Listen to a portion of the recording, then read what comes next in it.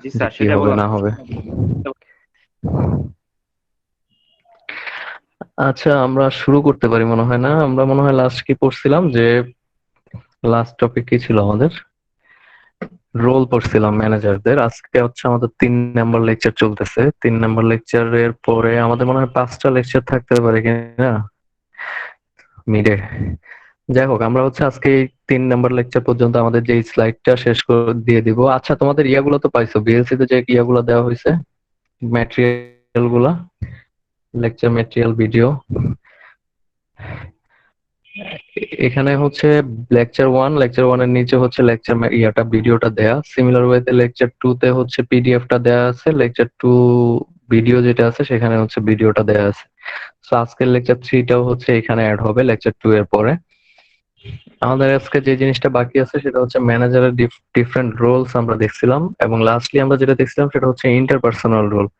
Interpersonal রোলের মধ্যে আমরা 3টা ডিফাইন করছিলাম। একটা হচ্ছে ফিগার হেড হিসেবে, আর একটা হচ্ছে লিডার, আর হচ্ছে কি লিয়াসন, বা যেটাকে আমরা বলি আর কি, অন্যান্য অর্গানাইজেশনের সাথে সম্পর্ক মেনটেন করার কথা বলি।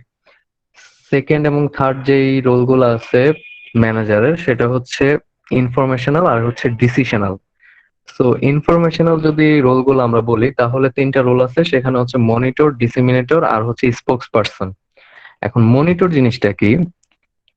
মনিটর হচ্ছে অ্যাজ আ ম্যানেজার হিসাবে তোমার কাজ হচ্ছে অর্গানাইজেশন রিলেটেড বিভিন্ন information time to time collect করা। কাইন্ড অফ হচ্ছে তোমার অর্গানাইজেশনে তোমার আন্ডারে যারা আছে এজ এ ম্যানেজার, তোমার আন্ডারে লোয়ার লেভেলে যারা আছে তাদের থেকে বিভিন্ন ইনফরমেশন নেয়া, বিভিন্ন ধরনের খোঁজ খবর নেয়া প্রোডাক্ট রিলেটেড, এবং রিলেভেন্ট কোনো যদি চেঞ্জ দরকার হয় তাহলে ওই চেঞ্জটাকে সাজেস্ট করা। ইন দা মিন টাইম তোমার আরেকটা জিনিস মনিটর করতে হবে, সেটা হচ্ছে তোমার আন্ডারে যারা কাজ করতেছে তাদের প্রোডাক্টিভিটি ঠিক আছে কিনা। তার মানে তারা যে কাজগুলো তুমি অ্যাসাইন করছো সেগুলো ঠিকঠাক ভাবে করতে পারতেছে কিনা, এবং তাদের কোনো ওয়েলবিং রিলেটেড, তার মানে হচ্ছে তাদের ডেভেলপমেন্ট রিলেটেড কোনো ধরনের হেল্প তোমার লাগবে কিনা। সে ফর এক্সাম্পল তাদের ট্রেনিং হইতে পারে, বা তাদের জন্য হেলথ ইন্স্যুরেন্স করানোর ব্যবস্থা করা। মানে তারা মোটিভেটেড আছে কিনা, এই জিনিসটা তোমার হচ্ছে এজ এ ম্যানেজার তোমার কি করতে হবে, টাইম টু টাইম চেক করতে হবে। তারপর যেটা আছে ডেসিমিনেটরের রোলসটা হচ্ছে মেইনলি যে তুমি যদি কোনো ইউজফুল ইনফরমেশন, মনে করো ম্যানেজার, উপরের ম্যানেজার লেভেল থেকে বা অথরিটি থেকে কোনো ধরনের ইউজফুল ইনফরমেশন শেয়ার করা হয়েছে তোমার সাথে, এবং তোমাকে বলা হয়েছে সেটা হচ্ছে তোমার অন্যান্য এমপ্লয়ীদের মধ্যে শেয়ার করার কথা। সো ডিসিমিনেটর মানে হচ্ছে তোমার কাজ হচ্ছে তোমার ম্যানেজার বা উপরের অথরিটি লেভেলের ডিসিশন গুলো সবার মধ্যে, তোমার আন্ডারে যারা আছে সবার সাথে শেয়ার করা। আর লাস্টলি যেটা হচ্ছে সেটা হচ্ছে স্পোক্স পার্সন হচ্ছে তুমি হচ্ছে ম্যানেজার, এবং তোমার কাজ হচ্ছে কোম্পানিকে রিপ্রেজেন্ট করা, কোম্পানির গোল গুলাকে অর্গানাইজেশনের, যারা তোমার অর্গানাইজেশনের ভিতরে ইন্টারনাল মেম্বার আছে তাদের সাথেও শেয়ার করা। ইন দ্য সেম টাইম তোমার যেটা করা, যে বাহিরের আউটসাইড যে পিপলরা আছে তারা যাতে তোমার কোম্পানির গোলটা ঠিকভাবে জানে, এটাও হচ্ছে তোমার দায়িত্ব এজ আ ম্যানেজার। ঠিক আছে? আর ডিসিশনাল লেভেলের যে দায়িত্বগুলো আছে তোমার ম্যানেজারাল হিসেবে, তোমার যে দায়িত্বটা সেটা হচ্ছে ফার্স্টে অন্টারপ্রেনিয়র বলা হয়। এটার মানে হচ্ছে তুমি তোমার নতুন কোন একটা উদ্যোগ নেওয়া, তোমার বিজনেসটাকে এক্সটেন্ড করার জন্য নতুন ডাইমেনশন অ্যাড করা তোমার বিজনেসে। সে ফর এক্সাম্পল তোমার আন্ডারে 10টা প্রোডাক্ট ছিল, এখন তুমি উদ্যোগী হয়ে মনে করো আরেকটা নতুন প্রোডাক্টকে লঞ্চ করলো। This is known as entrepreneurship বলা যায়। আরেকটা জিনিস হইতে পারে যে মনে করো তুমি যেমন সে ফর এক্সাম্পল যদি আমরা আমাদের ডিপার্টমেন্টের কথাই বলি, যে আমরা হচ্ছে ফার্মাসি ডিপার্টমেন্ট ড্যাফোডিলের। এখন আমরা অন্টারপ্রেনিয়র হিসেবে কি করতে পারি, আমরা, তোমরা জানো কিনা জানি না, সিএসসি বিল্ডিং এর নিচে একটা মডেল ফার্মেসি তৈরি করার প্রপোজাল অলরেডি রেডি করা হয়েছে। সো এটা হচ্ছে উদ্যোগ, যে আমরা হচ্ছে একটা নতুন ডাইমেনশন অ্যাড করলাম ড্যাফোডিলে, যে ড্যাফোডিলে আর একটা নতুন বিজনেস অ্যাড করলাম, যে যেটা হচ্ছে মডেল ফার্মেসি। এটা অনেক ইউনিভার্সিটিতে অলরেডি আছে, যেমন নর্থ সাউথের আছে। তারপর হচ্ছে ডিস্টারবেন্স হ্যান্ডেলটা জিনিসটা কি, যে ডিস্টারবেন্স হ্যান্ডেল হচ্ছে তোমার, যেমন এই যে করোনা কালীন সময় আমরা একটা ডিস্টারবেন্স এর মধ্যে পড়ে গেছি, সব ফার্মাসিউটিক্যাল কোম্পানি গুলো ডিস্টারবেন্স এর মধ্যে পড়ে গেছে। এখন এই ডিস্টারবেন্স এর সময়টাতে তুমি কোম্পানিতে কি ভ্যালু এড করতে পারো এজ এ ম্যানেজার, বা এই ডিস্টারবেন্সটাকে তুমি কিভাবে হ্যান্ডেল করে বা ফেস করে তুমি হচ্ছে তোমার কোম্পানি বা অর্গানাইজেশনকে সামনে আগায় নিতে পারো, এই জিনিসটা হচ্ছে তোমার দায়িত্ব। ইন দ্য সেম টাইম যদি তুমি কোনো প্রোডাকশন ইন্ডাস্ট্রিতে বা কোনো একটা প্রোডাকশন ম্যানেজার হও, তুমি ইন্ডাস্ট্রিতে কাজ করো, ওয়ার্কারদের নিয়ে ডিল করো, অনেক সময় ওয়ার্কারদের মধ্যে ঝামেলা হয়, ইন্টারনালি মারামারিও হয় অনেক সময়। সো দেখা গেছে যে ওই ব্যাপারগুলোকে এজ আ ম্যানেজার তোমার কি করতে হবে, হ্যান্ডেল করতে হবে। রিসোর্স অ্যালোকেটর বলতে বোঝানো হচ্ছে তোমার যে বাজেটটা দেওয়া হয়েছে। অ্যাজ এ ম্যানেজার মনে করো তুমি হচ্ছে মার্কেটিং ম্যানেজার একটা কোম্পানি।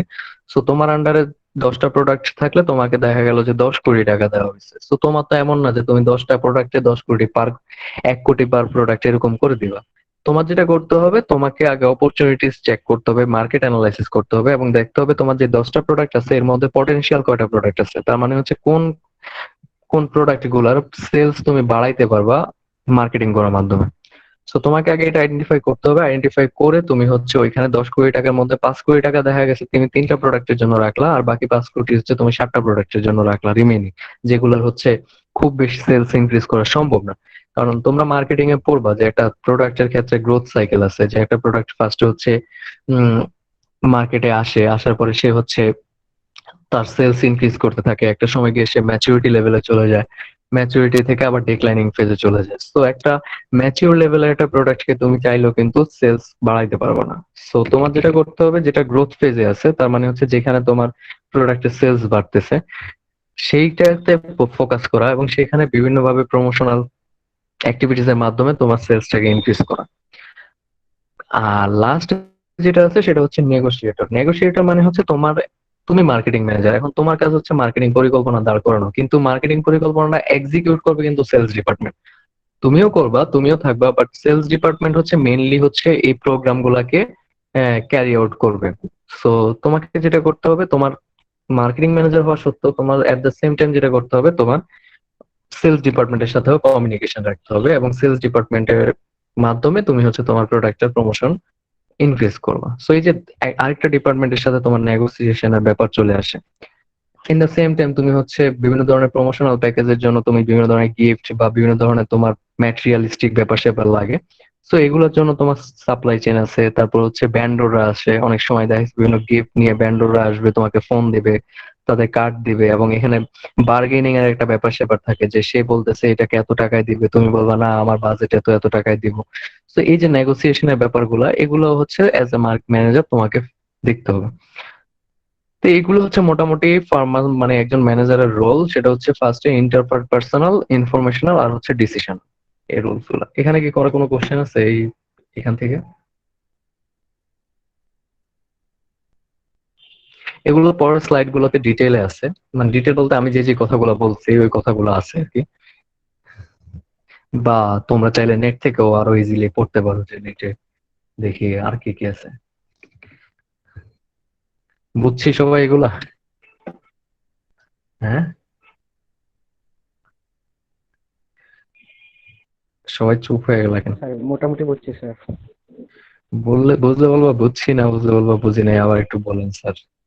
জাস্ট এগুলা কিন্তু ব্যাপারটা কি আসলে মুখস্থ করার ব্যাপার না, ব্যাপার হচ্ছে তুমি জাস্ট পয়েন্টটা লিখবা, পয়েন্টের আন্ডারে কয়েকটা লাইন লিখবা। যে ম্যানেজারের রোল আমি যদি জিজ্ঞেস করি ডিসিশনাল রোল গুলো লেখাও, 4টা পয়েন্ট লিখবা, লিখে 4টা পয়েন্ট কি কি জাস্ট ইন শর্টে 2-3 লাইনে লিখে দেবা, শেষ। ঠিক আছে।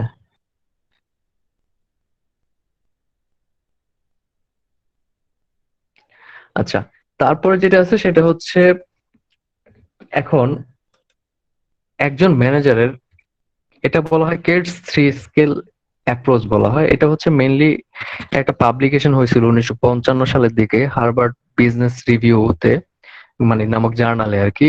এবং পাবলিকেশনটা ছিল হচ্ছে skills skills of N effective administrator. তার মানে হচ্ছে একজন ইফেক্টিভ অ্যাডমিনিস্ট্রেটরের কি কি স্কিল থাকা উচিত। এবং এটা হচ্ছে বিজ্ঞানী বিজ্ঞানী বলা যায় আর কি, রবার্ট কেটস নামক একজন এই বিজ্ঞানী, তিনি হচ্ছেন এই 3টা স্কিলের কথা বলছেন, যে একজন অ্যাডমিনিস্ট্রেটরের যদি সে ইফেক্টিভলি অ্যাডমিনিস্ট্রেশন করতে চায়, তার মানে একজন ম্যানেজার যদি তার রোলসটা ঠিকভাবে পালন করতে চায়, তাহলে তার এই 3টা স্কিল মাস্ট থাকতে হবে। অনেকগুলো স্কিল থাকতে হবে, আমরা সবগুলো স্কিল একটু পরে দেখবো, বাট 3টা স্কিল, যে 3টা স্কিল তাকে অবশ্যই থাকতে হবে তার মধ্যে।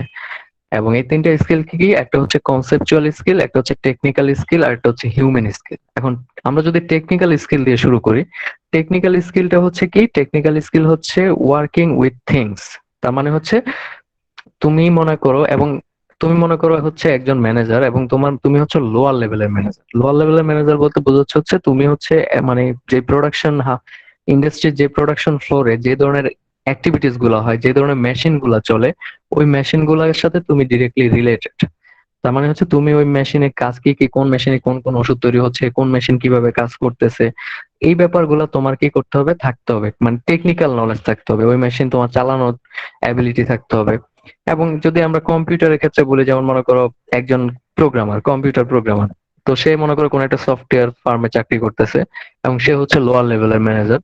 সো তার ক্ষেত্রে যেটা থাকতে হবে, তাকে অনেকগুলা ল্যাঙ্গুয়েজ সম্পর্কে জানতে হবে, বা তার আন্ডারে যারা কাজ করতেছে তারা যেই যে ল্যাঙ্গুয়েজ, প্রোগ্রামিং ল্যাঙ্গুয়েজ গুলা প্র্যাকটিস করে, যেমন সি, সি প্লাস, জাভা, তারপর হচ্ছে পাইথন, তারপর হচ্ছে আর এই প্রোগ্রাম গুলা তার টেকনিক্যাল, এগুলো হচ্ছে প্রোগ্রাম, এই প্রোগ্রাম গুলো সম্পর্কে তার টেকনিক্যাল নলেজ থাকতে হবে। এবং এই স্কিলটাকে আমরা বলতেছি হচ্ছে টেকনিক্যাল স্কিল। তার মানে হচ্ছে টেকনিক্যাল স্কিলটা হচ্ছে লোয়ার লেভেল ম্যানেজার এবং হচ্ছে middle manager. Lower level manager যারা আছে, যারা হচ্ছে ডিরেক্টলি এটার সাথে রিলেটেড, তাদের অনেক বেশি পরিমাণে জানতে হবে এবং অ্যাক্টিভলি জানতে হবে। আর মিডল ম্যানেজারদের মিডিয়ামের নলেজ থাকলেই হবে। এবং হায়ার যারা আছে বা টপ ম্যানেজমেন্ট যারা আছে, তাদের এটা সম্পর্কে নলেজ খুব বেশি দরকার নাই, কারণ তারা তো টেকনিক্যাল ব্যাপারটা দেখবে না, তারা আবার অন্য জিনিসগুলো দেখবে। যদিও তারা আস্তে আস্তে প্রমোশন পেয়ে পেয়ে উঠে, বাট তাদের টেকনিক্যাল স্কিলস গুলা ওইভাবে তারা ইমপ্লিমেন্ট করে না, যেটা হচ্ছে লোয়ার লেভেলের ম্যানেজাররা করে। তারপরে স্কিলটা হচ্ছে যেমন হিউম্যান স্কিল। হিউম্যান স্কিলটা সবার ক্ষেত্রেই দরকারি, হিউম্যান স্কিল সবার জন্যই হাই, কারণ সবাই হিউম্যান নিয়ে ডিল করে। এখন হিউম্যান স্কিলটা বলতে বোঝানো হচ্ছে যে হিউম্যান স্কিল হচ্ছে তোমার অ্যাবিলিটি, যে অ্যাজ এ লিডার, যেহেতু তুমি হচ্ছে বিভিন্ন আহ, মানুষদের নিয়ে ডিল করবা এবং হচ্ছে তোমার আন্ডারে অনেক সাবঅর্ডিনেটস থাকবে বা তোমার আন্ডারে অনেক অধীনস্থ অনেক লোক থাকবে। সো তোমার এই নলেজটা খুবই গুরুত্বপূর্ণ, যে তুমি মানুষকে নিয়ে, এই জন্যই বলা হয় যে যেই যেই জায়গাগুলোতে মানুষ নিয়ে ডিল করার দরকার আছে, সেখানে তোমার এমবিএ করে নেওয়া ভালো। তার মানে হচ্ছে তুমি অনার্স এর পরে যদি একটা এমবিএ ডিগ্রি তোমার থাকে, তাহলে তুমি দেখা গেছে যে যে হিউম্যান নিয়ে কিভাবে ডিল করা লাগে এই ব্যাপারগুলো তোমার একটা এক্সপার্টাইজ থাকবে। বিশেষ করে ইন্ডাস্ট্রিতে যারা চাকরি করে, তাদের অনেক মানুষ নিয়ে ডিল করা লাগে, এবং এদের মধ্যে অনেকেই হচ্ছে কিছু কিছু সিচুয়েশন আসে যেখানে তুমি তাদের সাথে রাগ দেখাইতে পারবে না, তাদেরকে বুঝাইতে হবে, তাদেরকে বুঝায় কাজ আদায় করে নিতে হবে। সো হিউম্যান স্কিলসটা মেইনলি দরকারি কেন, কারণ হচ্ছে তুমি হিউম্যান স্কিলস যদি তোমার ভালো থাকে, তাহলে এটাকে হিউম্যান স্কিলও বলা যায় অথবা ইন্টারপার্সোনাল স্কিলও বলা যায়। যে তুমি কোম্পানির গোলটাকে যদি তোমার অধীনস্থ বা তোমার আন্ডারে যারা কাজ করে তাদের সাথে ভালোভাবে কমিউনিকেট করতে পারো, তাহলে যেটা হবে যে তুমি তাদেরকে মোটিভেট করতে পারবা, যাতে করে তারা কম্বাইনলি বা টিম ওয়ার্ক করতে পারে এবং তোমার গোলটা অ্যাচিভ হয়। সো হিউম্যান স্কিলসটাও তোমার এজ এ ইয়ার দরকার আছে, ম্যানেজার দরকার আছে, এবং এটা 3 লেভেলের ম্যানেজারদেরই দরকার আছে। আর কনসেপচুয়াল স্কিলসটা মেইনলি হচ্ছে কি, কনসেপচুয়াল স্কিল হচ্ছে আইডিয়া এবং কনসেপ্ট জেনারেট করা, আইডিয়া এবং কনসেপ্ট জেনারেট করা, এবং হচ্ছে বিভিন্ন ধরনের স্ট্র্যাটেজিক পরিকল্পনা করা, যাতে করে তুমি হচ্ছে কি করতে পারো, তোমার কোম্পানিটাকে আগায় নিতে পারো। এবং এই জিনিসটা ম্যাক্সিমাম টাইমে আসে হচ্ছে টপ ম্যানেজমেন্ট থেকে, যে স্ট্র্যাটেজিক পরিকল্পনা যারা যা আসবে, তোমার কোম্পানির ভবিষ্যতে কি হবে, কোন জায়গায় তোমরা দেখতে চাচ্ছ, এবং তোমাদের পরিকল্পনা কি কি, এই জিনিসগুলো টোটালি হচ্ছে টপ ম্যানেজমেন্ট ডিল করে। এবং কনসেপচুয়াল স্কিলসরা এই কারণেই টপ ম্যানেজমেন্টের হাই থাকতে হবে, মিডিয়াম ম্যানেজার যারা আছে তাদের ক্ষেত্রে মিডিয়াম লেভেলে থাকতে হবে। আর লোয়ার লেভেলের ম্যানেজারদের কনসেপচুয়াল স্কিল নিয়ে তারা খুব একটা ডিল করে না, তারা যেটা করে যে উপরের লেভেল বা অথরিটি থেকে যেই কনসেপ্ট গুলো আসে বা সেগুলাকেই তারা হচ্ছে এক্সিকিউট করার চেষ্টা করে। এই হচ্ছে মোটামুটি, আমরা এগুলো অলরেডি পড়লাম, যে এই যে এই তিনটা স্কিল আমরা অলরেডি পড়লাম। এখন এরপরে যেটা আছে জেনারেল স্কিল, আমরা এই তিনটা স্কিল অলরেডি বলে ফেলছি, উপরের তিনটা যে টেকনিক্যাল স্কিল, ইন্টারপার্সোনাল স্কিল এবং কনসেপচুয়াল স্কিল। আচ্ছা, এখন লেট মি চেক, সেটা হচ্ছে কে বলবে, ফয়সাল ফয়সাল ফয়সাল হচ্ছে 45 বলো তো দেখি, কনসেপচুয়াল স্কিলটা কি বলছি?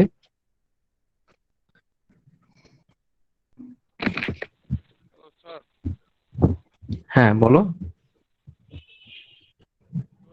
কনসেপচুয়াল স্কিলটা কি বলছি বলো।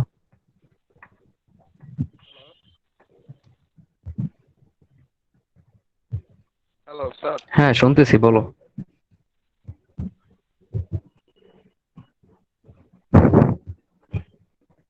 শোনা যাচ্ছে আমার কথা?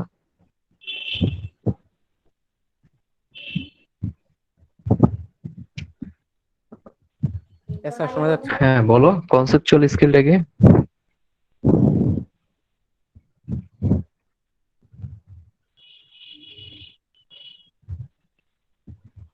বলতে পারবা?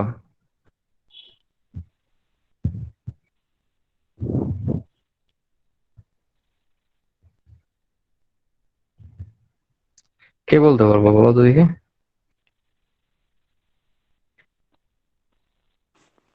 স্যার এটা হচ্ছে একটা আইডিয়া, মানে আমি আমার কোম্পানিকে কোন জায়গায় দেখতে চাচ্ছি। কনসেপ্ট রিলেটেড, হ্যাঁ, তার মানে হচ্ছে পরিকল্পনা, স্ট্র্যাটেজিক পরিকল্পনা বলা হয়, যে কোম্পানিকে আমি কি করতে চাচ্ছি, কোথায় দেখতে চাচ্ছি আগামী 10 বছরে। এই যে এই ধরনের ডিসিশন এবং কোম্পানির একটা ওয়ার্ক লেআউট তৈরি করা, যে আগামী 10 বছরে আমরা কি কি, বা 10 বছর না, নর্মালি 1 বছরের জন্য করা হয়, 1 বছরে আমরা কি কি করব না করব, এই ব্যাপারগুলোর একটা স্ট্র্যাটেজিক পরিকল্পনা করা। এই পরিকল্পনাটা আসে হচ্ছে টপ ম্যানেজমেন্ট থেকে, এবং এটাই হচ্ছে কনসেপচুয়াল স্কিল। জি আর স্যার। ইন্টারপার্সোনাল স্কিলটা কি, কে বলবা? কামরুল বলো, কামরুল হাসান, 55।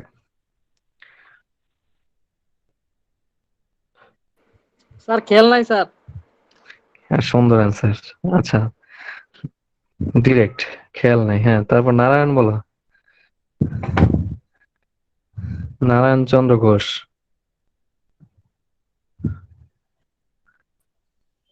হ্যালো হ্যাঁ বলো, নারায়ণ।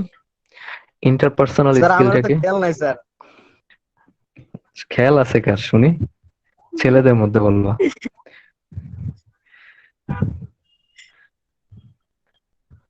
স্যার, হ্যাঁ বলো, লিমন বলো। স্যার বেসিক্যালি ইন্টারপার্সোনাল স্কিল যেটা, এটা হিউম্যান স্কিলও বলা হয়ে থাকে, এবং হ্যাঁ আহ, এটা অনেকটা কোরিলেশন মেনটেনিং এর মধ্যে পড়ে হ্যাঁ হ্যাঁ এমপ্লয়ীদের সাথে বিভিন্ন সিচুয়েশনে কোম্পানির, প্লাস নিজের গোলটা, মানে বেসিক্যালি কোম্পানির গোলটাকে নিজের মাধ্যমে আদায় করতে হবে, কমিউনিকেট এবং করা সেটা আর কি। করতে হবে মানে অ্যাজ এ অন্যদের ম্যানেজার সাথে তোমার দায়িত্ব কোরিলেশন, যে হচ্ছে, কমিউনিকেট হ্যাঁ, করে। অ্যাজ এ ম্যানেজার তোমার দায়িত্ব হচ্ছে কোম্পানির গোলটাকে, নট লাইক দ্যাট কোম্পানির গোল, ইন্টারপার্সোনাল রিলেশনশিপটা বলতে বোঝানো হচ্ছে মিউচুয়াল কমিউনিকেশন। এখানে দুইটা জিনিসই থাকবে, একটা হচ্ছে তুমি, এবং এটা এই যে কমিউনিকেশন স্কিলটা ইন্টারপার্সোনাল স্কিল সিমিলার টাইপের আর কি, কাইন্ড অফ, যে এখানে তোমার অ্যাকসেপ্টেন্সটা থাকবে হচ্ছে টু ওয়ে। টু ওয়ে বলতে বোঝাচ্ছে হচ্ছে তুমি যা বলবা এমন ভাবে বলবা যাতে তোমার এমপ্লয়িরা তোমার আইডিয়াটাকে নিজের মনে করে অ্যাডপ্ট করে। সিমিলার ওয়েতে, এখন তুমি যদি মনে করো একটা এমপ্লয়ি আইনে ডাকলা, ডাইকা কতক্ষণ ঝাড়লা, তারপরে তাকে বললে এবার এটা করে নিয়ে আসো, তুমি কিন্তু এমপ্লয়ির অলরেডি ডিমোটিভেট করে দিলা। আরেকটা জিনিস হচ্ছে, তুমি এমপ্লয়িকে মনে করো সারাদিন বসে রাখছো, কোনো কাজ করানো নেই, রাত 10টা বাজে বললা এটা করে নিয়ে আসো, এমপ্লয়ি বলবে তখন তো এমপ্লয়ি মনে করো বাসায় যাওয়ার সময় হয়েছে, তুমি বললা তাকে এই কাজ করে নিয়ে আসতে, তো সে কিন্তু তোমার এই যে কমিউনিকেশন ঠিক ঠিক হলো না। তো শুরুতে আসলো, ওর ভালো খারাপ জিজ্ঞেস করলা, তার সাথে তার ফ্যামিলিগত কথাবার্তা, পার্সোনাল কিছু কথাবার্তা বললা, তারপর বললা দেখো তুমি এটা একটু করে নিয়ে আসো, করলে, মানে দেখো তুমি কিন্তু কাজকে দুইভাবে আদায় করতে পারো। একটা হচ্ছে তোমার কাজ মানুষ করবে কেন, একটা হচ্ছে তোমাকে সে ভালোবাসে, দ্যাটস ওয়াই করে দিবে, এবং ভালোবাসার ফলে যে কাজটা করবে সেটা কিন্তু সে নিজের মনে করে করবে। আরেকটা জিনিস হচ্ছে তুমি তাকে ধমকায়, তাকে ফোর্সফুলি কাজটা করায় নিলা, ফোর্সফুলি করায় নিলে হয়তো সে কাজটা করবে, বাট সে কিন্তু ওন করতেছে না ব্যাপারটাকে, কাজটাকে, ঠিক আছে? So that's why communication skill is very much important. এবং একটা কোম্পানির যদি আমরা লংজিভিটি চিন্তা করি, বা একটা কোম্পানির যদি এক্সিস্টেন্স চিন্তা করি, তাহলে এই জিনিসটা খুবই গুরুত্বপূর্ণ। কোম্পানি যদি এমপ্লয়ি স্যাটিসফ্যাকশন না থাকে, তাহলে দেখবা যে কোম্পানির গ্রোথ হয় না। কারণ হচ্ছে এমপ্লয়ি স্যাটিসফ্যাকশন না থাকলে দেখবা কোম্পানিতে এমপ্লয়ি কিছুদিন চাকরি করার পরে চাকরি ছেড়ে দেয়। আর বিশেষ করে যদি স্পেশালাইজড কোনো সাবজেক্ট রিলেটেড চাকরি হয়, যেমন ফার্মেসির ক্ষেত্রে যদি বলি, অনেক চাকরি আছে, তুমি আজকে এই কোম্পানিতে না করলে অন্য কোম্পানিতে যাবে, অন্য কোম্পানিতে না গেলে অন্য কোম্পানি, তোমার এই কোম্পানি ভালো লাগাটা খুব গুরুত্বপূর্ণ। এবং অনেক কোম্পানি আছে যারা হচ্ছে এই কোম্পানির এমপ্লয়ীদের মোটিভেট করার জন্য অনেক ধরনের, যেমন ট্যুর রাখে, ফরেন ট্যুর রাখে, বা অনেক ধরনের ফ্যাসিলিটিস দিয়ে থাকে আসলে। তো এটা স্যার, কাইন্ড অফ কমিউনিকেশন স্কিলটা খুবই দরকারি, নট লাইক দ্যাট। এবং কমিউনিকেশন স্কিল আসলে ওয়ান এন্ড অনলি স্কিল। আমি একটা উদাহরণ দিই আর কি, যেটা হচ্ছে আমার একটা ফ্রেন্ড আছে, ইউনিভার্সিটিতে ছিল, মেহেদি নাম, ওরে আমরা ভাই মেহেদি বলতাম আর কি, খুবই বসিং একটা ছেলে ছিল আর কি। তো ওর ব্যাপারটা ছিল এরকম, ওর কমিউনিকেশন স্কিলটা এতটাই স্ট্রং ছিল যে ও মনে করো, তোমার মনে করো আমার একটা ফ্রেন্ড হলে আসছে, আসার পর ওর সাথে পরিচয় করে দিলাম যে এটা আমার ফ্রেন্ড মেহেদি, এ নিউট্রিশন এন্ড ফুড সায়েন্সে পড়ে, এর বাসা হচ্ছে এই জায়গায়, এই, শেষ। মনে করো আমার ফ্রেন্ডকে পরিচয় করে দিলাম ওর সাথে, কিন্তু কিছুক্ষণ পর দেখা গেল ওই মেহেদির সাথে আমার ওই ফ্রেন্ডের খুব ভালো রিলেশন হয়ে গেছে। এবং দেখা গেছে ওরা আলাদা ঘুরতেছে, আমি আলাদা ঘুরতেছি, আমি একা হয়ে গেছি, এই টাইপের আর কি। মানে ওর কমিউনিকেশনটা এতই ভালো ছিল যে কিছুক্ষণ পরে আমার ফ্রেন্ড ওর ফ্রেন্ড হয়ে গেছে, এই টাইপের। এতে করে যেটা হয়েছে যে ও তোমার এখন ইউনিসেফে চাকরি করে, এবং ইউনিসেফে হচ্ছে তোমার জামালপুর জোনের হেড আর কি। মানে ইউনিসেফের চাকরিগুলোতে অনেক মানে কি বলা যায়, ভালো মানের চাকরি।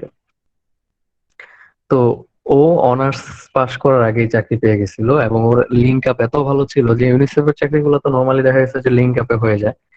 তো দেখা গেছে যে ফার্স্টে একটা এনজিও তে চাকরি করছে কিছুদিন, তারপরে ইউনিসেফে জয়েন করছে। ঠিক আছে। এবং লেভেল অনেকটুকু আপ হয়ে গেছে ওর, জাস্ট বিকজ অফ কমিউনিকেশন। তো কমিউনিকেশন স্কিলটা খুবই গুরুত্বপূর্ণ। আচ্ছা, তারপর হচ্ছে তোমার ডায়াগনস্টিক। আমরা এই তিনটা উপরে তিনটা যে তিনটা পয়েন্ট আছে, তিনটা পয়েন্ট অলরেডি ডিসকাস করে ফেলছি। তারপর হচ্ছে ডায়াগনস্টিক স্কিল, আর হচ্ছে কমিউনিকেশন স্কিলটা ইন্টারপার্সোনাল স্কিলের মতোই। ডায়াগনস্টিক স্কিলটা কি অ্যাকচুয়ালি? ডায়াগনস্টিক স্কিলটা যদি বলি তাহলে এটা হচ্ছে কোন একটা, যেমন একজন ডক্টর যেমন পেশেন্টকে দেখে আগে তার সাইন সিমটম দেখে, দেখার পরে হচ্ছে প্রবাবল কজ আইডেন্টিফাই করে, এবং কজ আইডেন্টিফাই করার পরে হচ্ছে প্রবলেমটা সলভ করার চেষ্টা করে। সিমিলার ওয়েতে এজ আ ম্যানেজার তোমাকেও হইতে হবে ডক্টরের মতো। তোমাকে যেটা করতে হবে যে শুরুতে অ্যানালাইজ করতে হবে কোম্পানি যে কোনো প্রবলেম বা প্রবলেমেটিক সিচুয়েশন, এবং অ্যানালাইজ করার পরে তারপর হচ্ছে তোমাকে জুডিশিয়াস বা জাস্টিফাইড একটা সলিউশন আসতে হবে। সো ডায়াগনস্টিক স্কিলটা হচ্ছে তোমার এজ আ ম্যানেজার এটা থাকতে হবে, কোন একটা প্রবলেম ম্যানেজ করলে প্রবলেমটা কেন হচ্ছে, এবং ওইটা আইডেন্টিফাই করার পরে হচ্ছে তুমি প্রবলেমটা সলিউশন দিবা। কমিউনিকেশন স্কিলটা অলরেডি বলে ফেলছি যে কমিউনিকেশন স্কিল জিনিসটা কি। তারপর হচ্ছে decision making skill. Decision making skill is another important thing. যে তো ওই যে প্রবলেম বললাম, যে তুমি একটা প্রবলেম আইডেন্টিফাই করলা বা অপরচুনিটিজ আইডেন্টিফাই করলা, নট লাইক দ্যাট যে তুমি অলওয়েজ প্রবলেমটা আইডেন্টিফাই করবা। যেমন তুমি মনে করো এজ এ মার্কেটিয়ার, তোমার হচ্ছে কোন একটা প্রোডাক্টের সেল কমে গেছে, ফার্মাসিউটিক্যাল কোন একটা প্রোডাক্ট তুমি দেখো ওইটার সেল কমে গেছে বা সেল বেড়ে গেছে। দুইটাই আছে এখানে, অপরচুনিটি দুই ধরনের হতে পারে, একটা হইতেছে হয় কমে গেছে না হয় বেড়ে গেছে।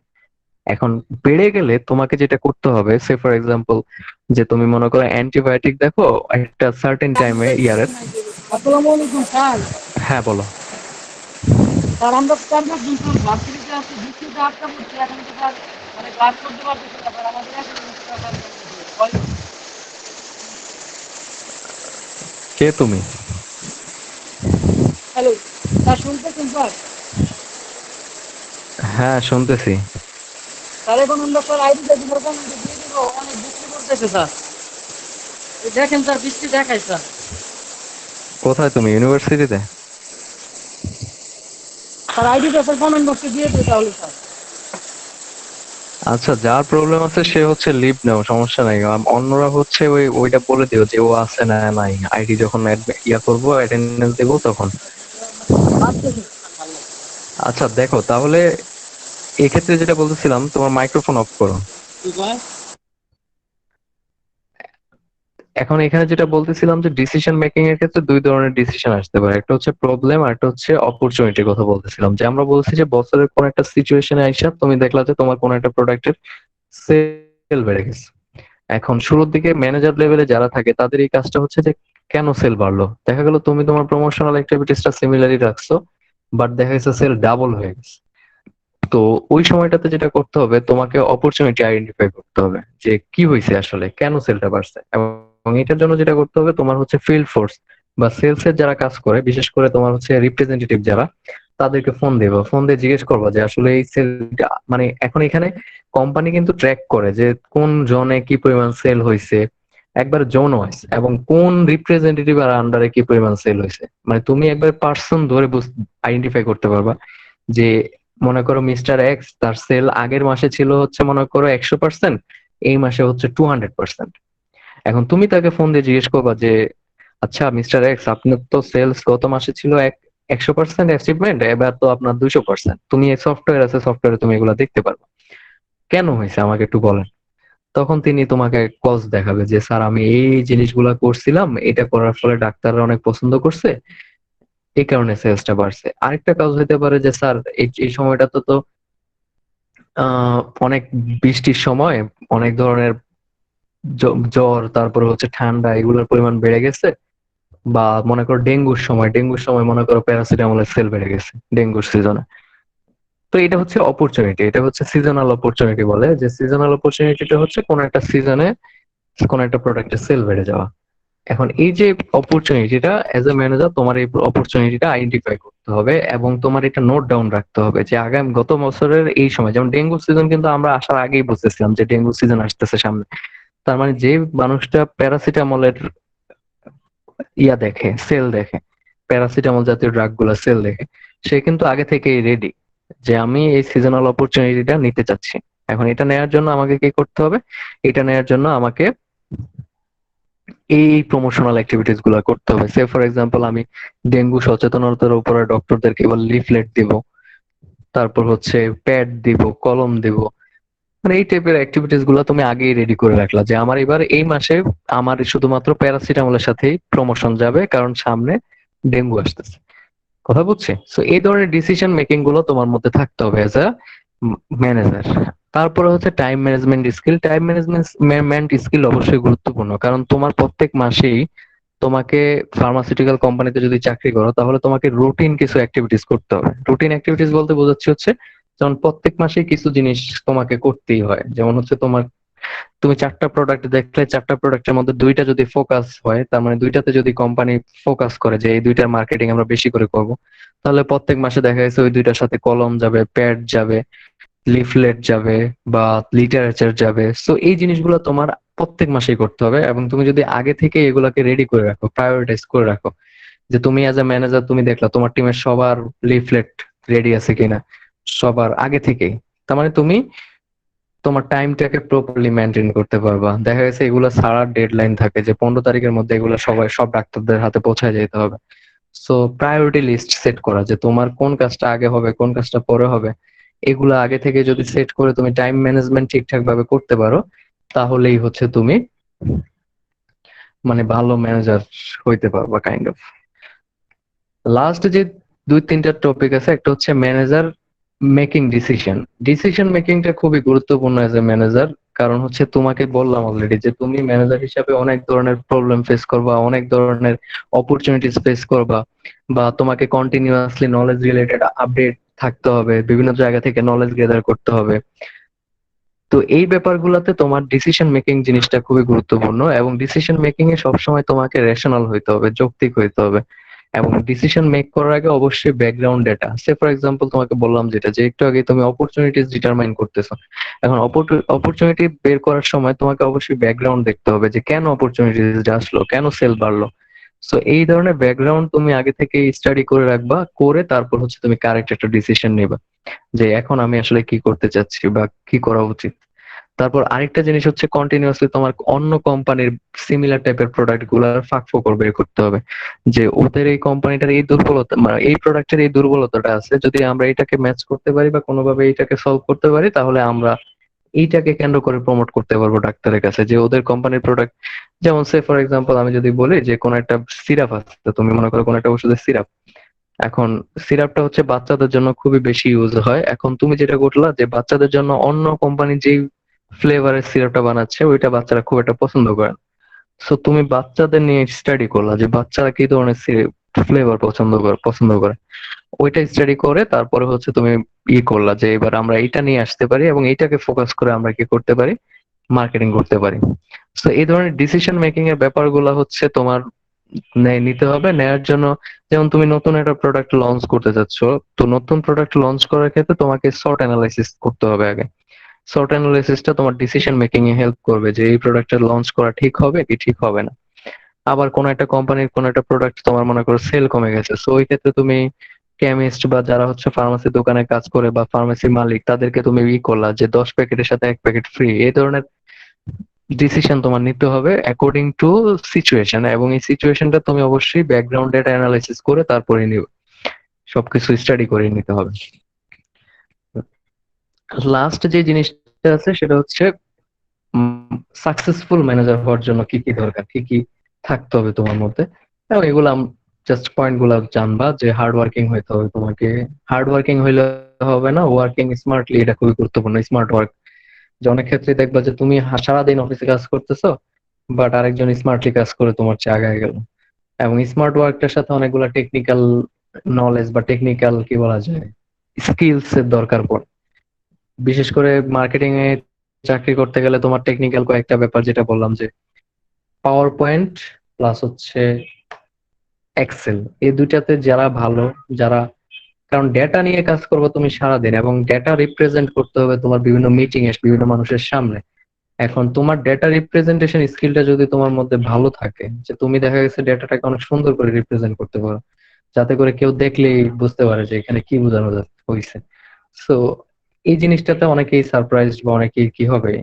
আরেকটা জিনিস থাকে, সেটা হচ্ছে তুমি যখন লিটারেচার বানাবা, দেখো যে ডাক্তারদেরকে বিভিন্ন ওষুধের যেরকম দেয় না, যে ইনফরমেশন রিলেটেড 2 পেজ বা 1 পেজের এরকম দেখবা যে লিফলেট বা লিটারেচার টাইপ জিনিস দেয়। তো এইটাতে এই লিটারেচার বানানোটা অনেক চ্যালেঞ্জিং, কারণ দেখা গেছে যে তোমার লিটারেচারে তো তুমি সব ইনফরমেশন দিয়ে দিবা না, তুমি জাস্ট মেইন ইনফরমেশনটা দিবা, এবং মেইন ইনফরমেশনটা তুমি কত সুন্দর করে প্রেজেন্ট করতে পারতেছো এটা গুরুত্বপূর্ণ। কারণ কিছু কিছু মানুষ এত সুন্দর লিটারেচার বানায় যে তুমি দেখা গেছে ডক্টররা নিজে নিয়ে পড়ে যে দেখি তো এটা কি। যেমন আমি তোমাকে একটা উদাহরণ দিয়ে বুঝাই যদি, তাহলে বুঝবা। একটা লিটারেচার দেখছিলাম আমি এরকম, যে ঘুমের ওষুধ, ঠিক আছে, তো ওইটাকে ঘুমের ওষুধের ওই লিটারেচারটা বানাইছে হচ্ছে চোখের শেপ শেপ দিয়ে আর কি, চোখ, যে তোমার মনে করো চোখটা খোলা যখন তুমি ওষুধটা খাও নাই, ওষুধটা খাওয়ার পরে চোখ বন্ধ হয়ে গেছে, মানে এই টাইপের মানে কনসেপ্ট। তো এই যে কনসেপ্ট গুলা এটা আসলে দেখাইতে পারলে ভালো হতো।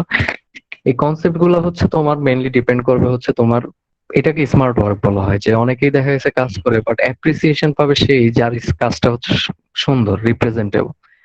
তারপর তো আরো আছে, পেশেন্স থাকতে হবে, ধৈর্য থাকতে হবে, আউট অফ দ্য বক্স চিন্তা করতে হবে, কন্টিনিউয়াসলি নলেজ গ্যাদারিং।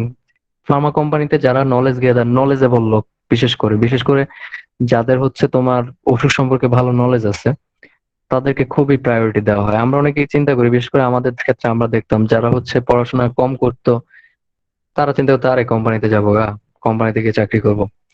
কিন্তু কোম্পানিতে চাকরিতে তাদেরকেই প্রায়োরিটি দেওয়া হয় যারা কন্টিনিউয়াসলি রিডিং এর মধ্যে থাকে এবং যাদের নলেজ গ্যাদার করার মতো ইন্টারেস্ট আছে এবং নলেজেবল, তাদেরকে খুবই মূল্য দেওয়া হয়। বিশেষ করে বিভিন্ন মিটিং এ যখন দেখা গেছে একটা লোক কন্টিনিউয়াসলি বিভিন্ন কোশ্চেনের অ্যান্সার দিচ্ছে, বিশেষ করে অনেক ডাক্তাররাই অনেক ধরনের মিটিং কন্ডাক্ট করে, তো ওই ক্ষেত্রে ডাক্তাররা বিভিন্ন নলেজ জিজ্ঞেস করতেছে বা কোশ্চেন জিজ্ঞেস করতেছে, দেখা গেছে একজন অ্যান্সার দিচ্ছে, এতে করে কোম্পানির ইমেজ তৈরি হয় যে না, কোম্পানিতে এমন কিছু নলেজেবল পার্সন আছে যারা হচ্ছে কোম্পানিকে লিড দিচ্ছে। এতে করে ডাক্তার কমিউনিটিতে একটা ভালো ইমপ্রেশন তৈরি হয় যে না, ওই কোম্পানিতে অনেক ভালো ভালো নলেজেবল পার্সনরা কাজ করেন, তার মানে ওই কোম্পানির প্রোডাক্ট গুলা ভালো হওয়াটাই স্বাভাবিক। তারপর ইথিক্যালি কনসাস হইতে হবে, তোমাকে ইথিক্যাল প্র্যাকটিস করতে হবে, আনইথিক্যাল কাজ কাম করা যাবে না, এবং কোলাবোরেটিভ রিলেশন থাকতে হবে, মানে কোম্পানির সবার সাথে তোমার কোলাবোরেটিভ থাকতে হবে, মানে তোমার টিমের মধ্যেও থাকতে হবে, প্লাস হচ্ছে অন্যান্য যে ডিপার্টমেন্ট গুলো আছে তাদের সাথে কোলাবোরেশন রাখতে হবে, আর পার্সিভারেন্স থাকতে হবে, অধ্যবসায়ী হইতে হবে। তো এই হচ্ছে মোটামুটি মানে এই চ্যাপ্টার, লেকচার 3। আমি হচ্ছে কোনো কোশ্চেন আছে এর মধ্যে? এগুলো পড়লে বুঝবা আই থিঙ্ক,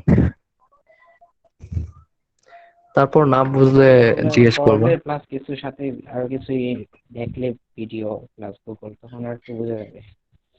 হ্যাঁ হ্যাঁ, মানে আরেকটু স্টাডি করো নিজেরা। আর এইখান থেকে যেটা হচ্ছে, এগুলো হচ্ছে পড়লে মানে বিশেষ করে হচ্ছে এখানে বোঝার জিনিস যেগুলো আছে সেগুলো তো বুঝবাই, প্লাস হচ্ছে জাস্ট প্রত্যেকটা পয়েন্টের আন্ডারে কিছু কিছু জিনিস তোমার মনে রাখতে হবে, কি পয়েন্ট। ঠিক আছে, যেমন এখন তোমাকে যদি বলা হয় যে সে ফর এক্সাম্পল এই যে ডায়াগনস্টিক স্কিল এটা কি, এটা তুমি জাস্ট বাংলা যদি বুঝো ইংলিশে লিখে দিবে, দ্যাটস ইট। তো এইগুলা হচ্ছে একটু পড়বা আর কি, নিজেরা না পড়ে বুঝবা, বোঝার চেষ্টা করবা, না বুঝলে জিজ্ঞেস করবা। আমি রেকর্ডিংটা